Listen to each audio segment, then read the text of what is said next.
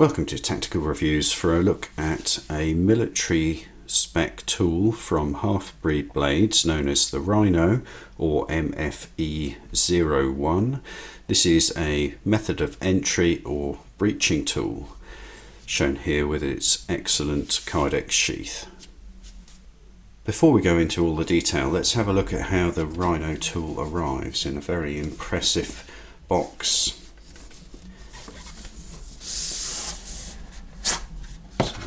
Sleeve with that nice logo, and taking that sleeve off allows us to open up the heavy box, and inside we have an envelope which has several bits and pieces. So certificate of authenticity, a patch, a couple of stickers, a bit of information about the Rhino tool, a contact card, and there's also a Halfbreed Blades brochure here with other products.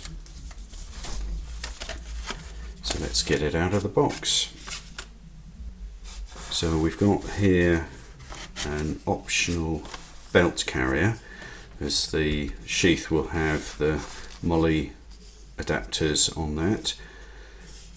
So underneath the belt adapter is an additional screw which will actually be needed in order to mount the belt adapter. We reuse the screws that the MOLLE adapters are using already, plus this additional one. And then this is quite a tight fit. And here we are, the Rhino tool, just coming straight out of the box. And here we have all the functional parts out of the box. So the belt clip, the extra screw. So in the Kydex there are some captive nuts which this screw fits into, which allows you to mount the belt holder and all the MOLLE straps on either side.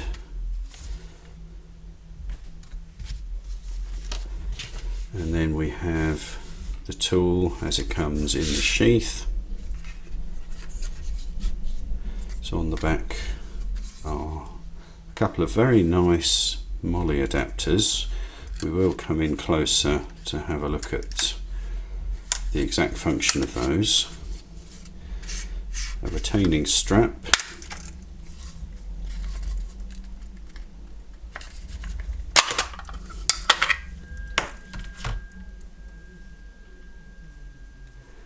and you might have just got a little hint of that, something I really like, a silly thing, but listen to the ring.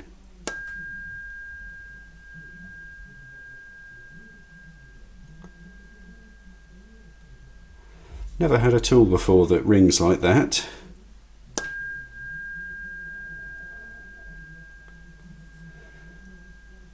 But that's only in passing. So here we have the Rhino tool. Let's have a look at all the detail. So going around the extremely functional sheath of the Rhino tool.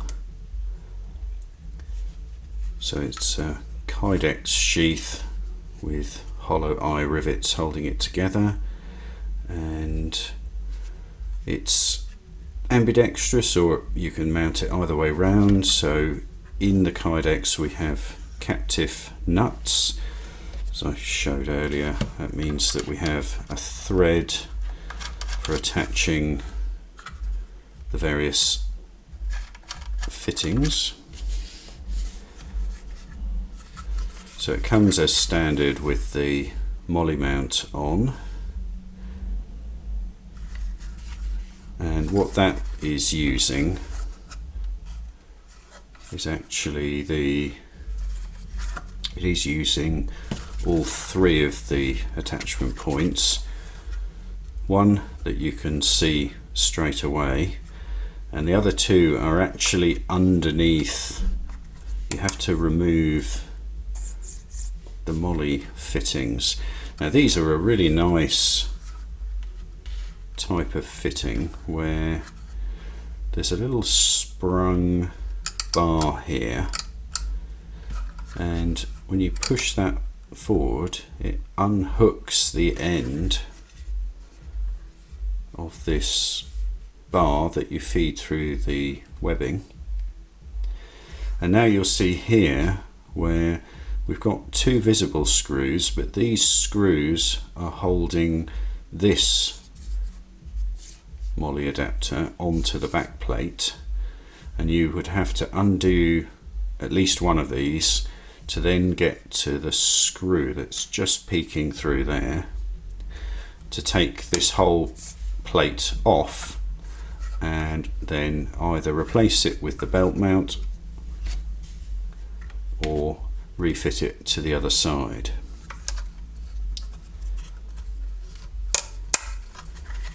Now just a quick change of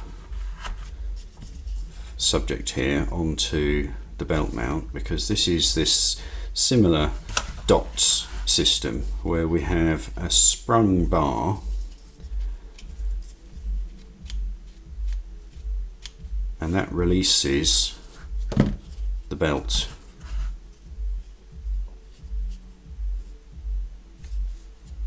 And we have a belt width adjuster. You can fit a number of mounting holes, so these would line up with those captive nuts, a couple of different locations or even angles, whatever suits you. And this also has a lock, so you can make sure it's not going to come off accidentally being pressed. So that's extremely good. Pop that aside. Now, as with many military spec items, the press stud on here is a pull the dot. In this instance, there is no dot at all.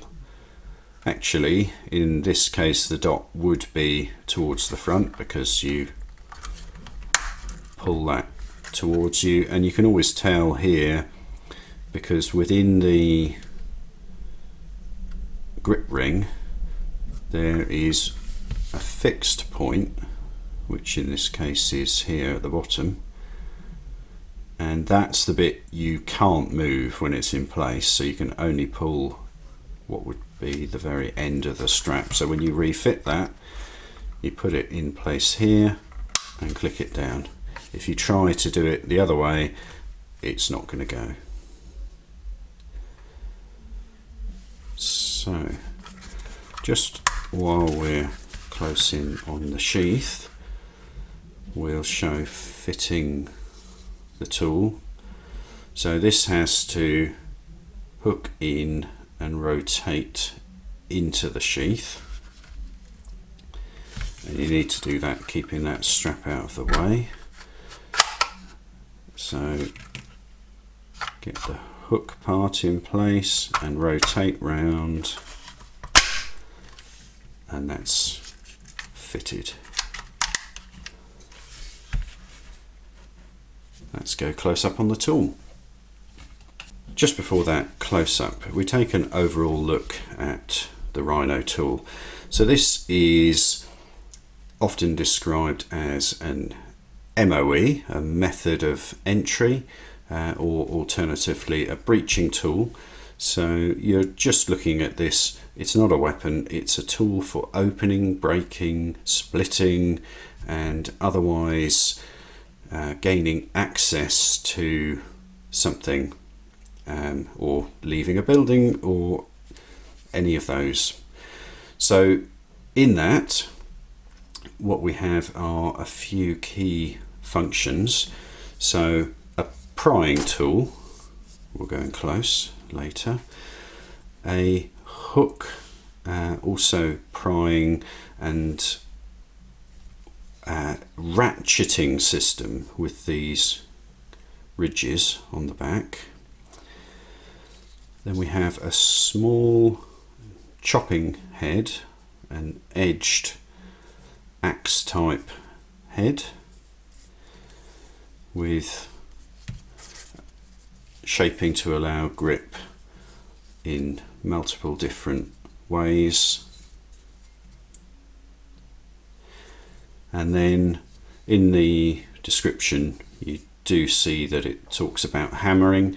In terms of hammering, we're not going to use the edged face, we're not going to use the hook end, but actually what you do is use the flat either side of the head to hammer, or alternatively you can strike down, but it is a narrow contact point if you do that, so it's more likely if you've got the room to use the flat. And of course if you did need to, you've got multiple ways to wrap cord if you want to create a different handle, or attach this to something else a little bit more permanently. Okay, let's go in really close. So as we come in close up here, we can see labelled on the side of the blade D2. So the steel used to make this tool is D2 tool steel as per international standards, but as this is made in Australia, it's also referred to as K110.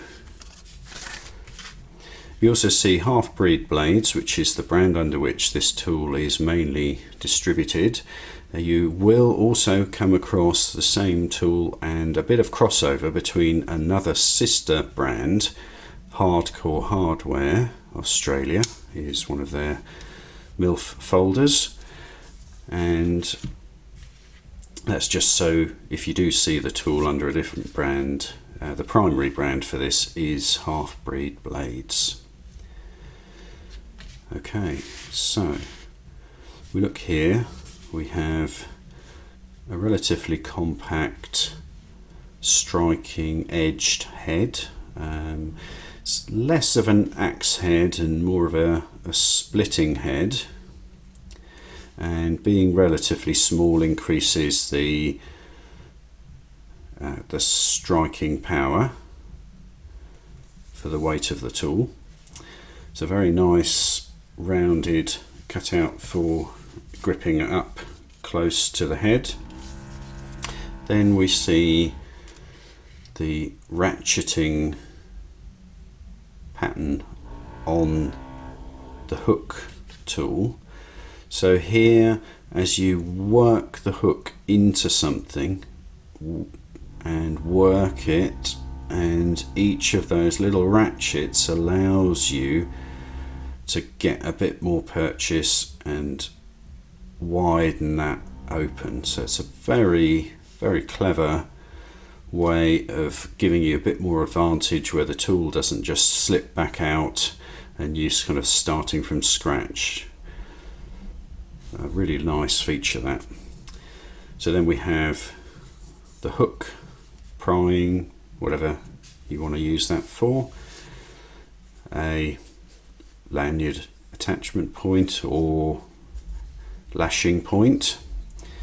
Then we've got the G10 handles, which are just applied to give you a bit more width to grip the tool. I'd say the cutouts here really are just to reduce weight in the handle area. So those are screwed on. You could remove them if you really wanted a slimmer profile.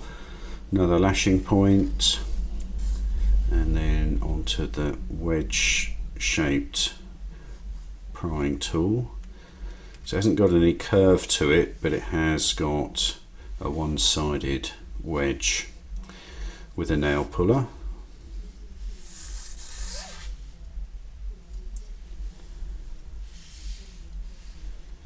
And there's the Halfbreed Blades logo.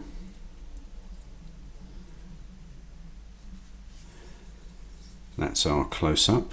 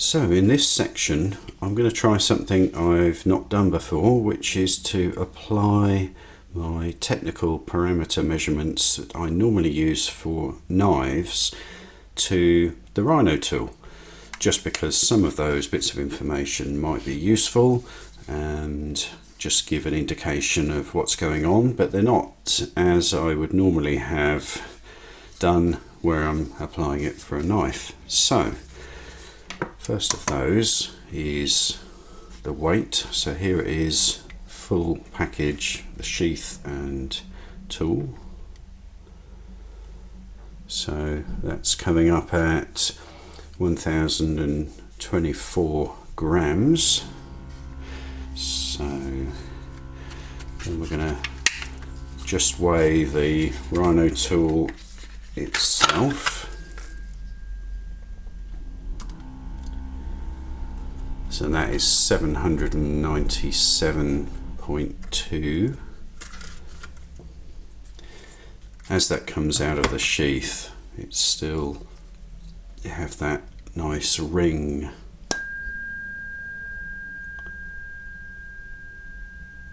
Okay, but on with the measurements. So that's the weight.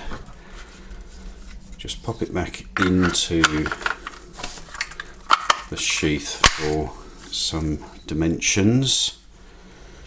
So the overall length, not really counting just that tiny piece of the retention strap. So that is 33.6 centimeters long. Width is 20.3 centimeters. Now, of course, the thickness of the sheath, there's some variation, although I think probably with the belt loop it's pretty similar. So what I've got to try and do is get that measurement here.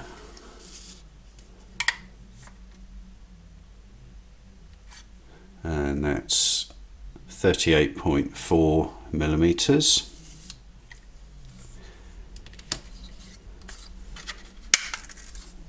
out of the sheath.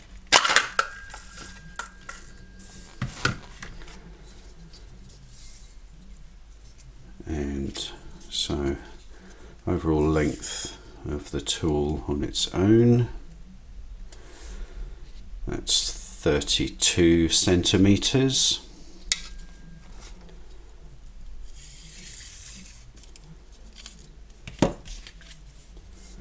So handle thickness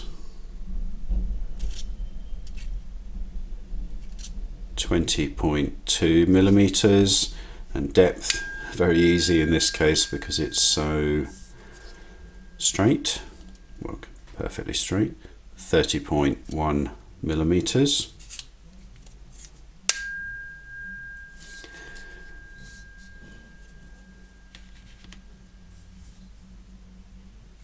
So let's have a look and see of the parameters that I normally measure. So we have balance point. I think in terms of handling this is quite relevant.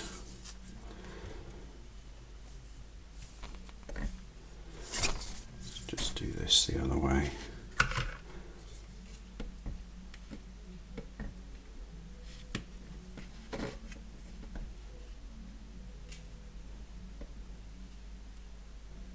So you also, as well as the actual measurement, you nicely get a visual representation. So this is a triangular ruler that I use to balance things on. So you can see exactly where that balance point is. So there we go, it's just sort of slowly rocking.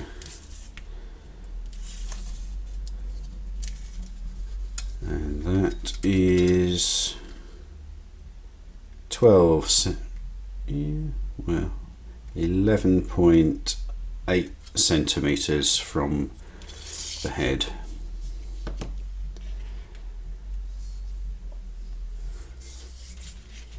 So this is made from one piece of steel that's the same thickness all throughout. So thickness is 8 millimeters.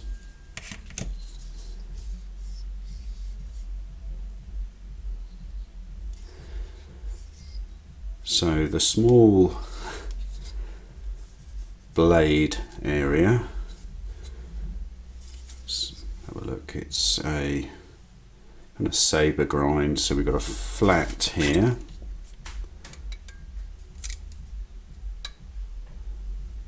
So it is a flat grind.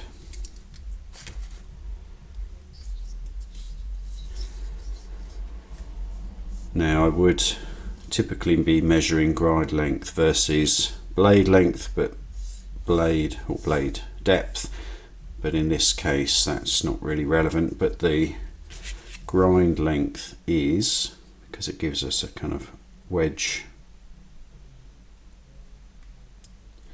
So that's 14 millimeters for the grind length.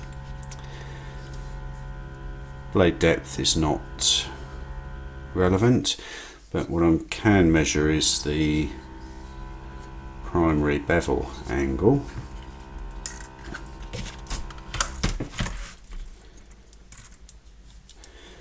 Now this being an axe, effectively this is going to be quite a wide angle.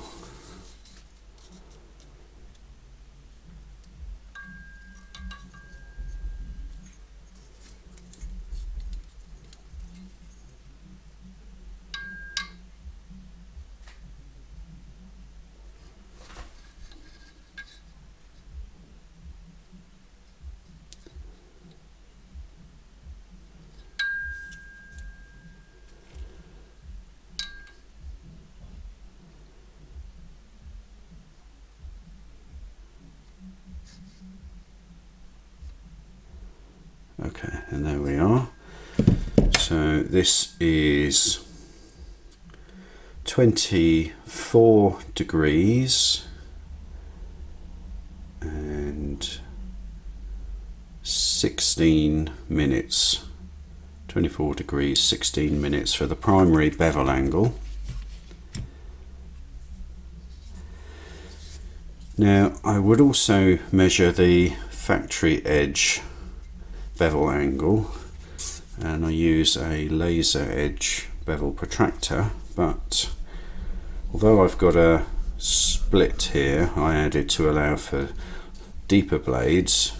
For this the tool is too wide to fit in, so I'm going to have to go back a little bit old school. So it might even be such, because the edge is cut, we've got a 90 degree, I can look dead on the end and use my point angle measuring method. So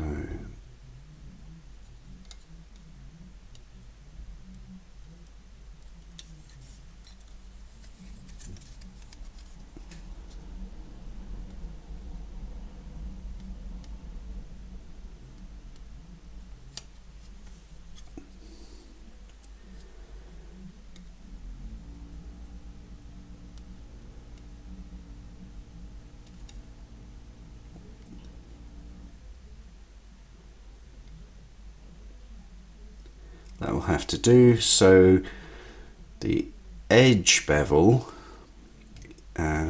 for inclusive is 70 degrees. So it's actually a little bit steeper than the typical 60 you might put on a hatchet or similar.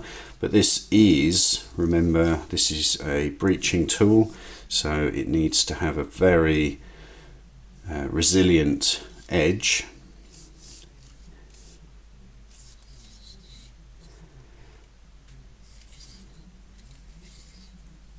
Point angle is barely relevant, but let's just have a look anyway, and that's because we've got 2 points where you might make first contact.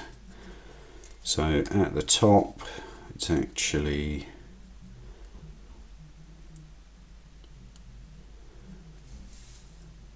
94 degrees, and then the inner edge here is 110 degrees.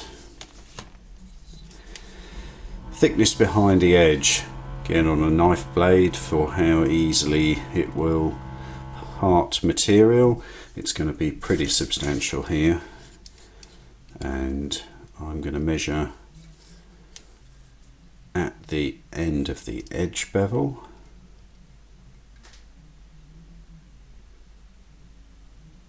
You would have on a knife be less than a millimetre normally, so here we've got 2.87 millimetres.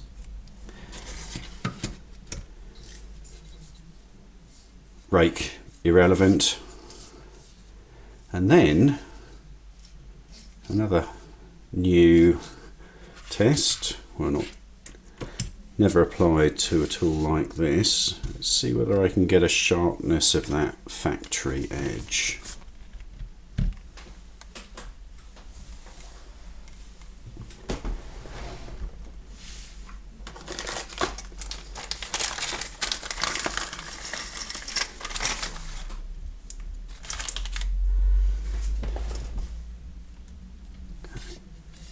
This is going to have to be done by hand because I'm not going to be able to really use the support.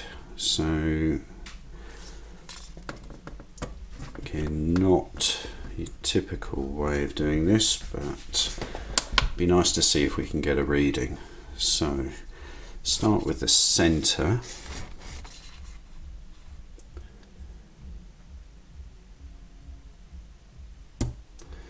385 grams. It's not bad, especially considering the 70 degree inclusive edge angle.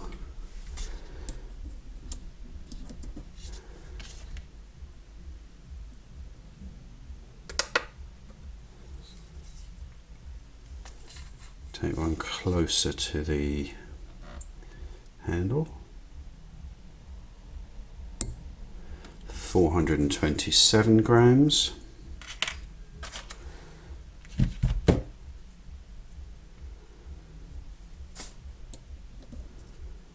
One last for the equivalent of the tip.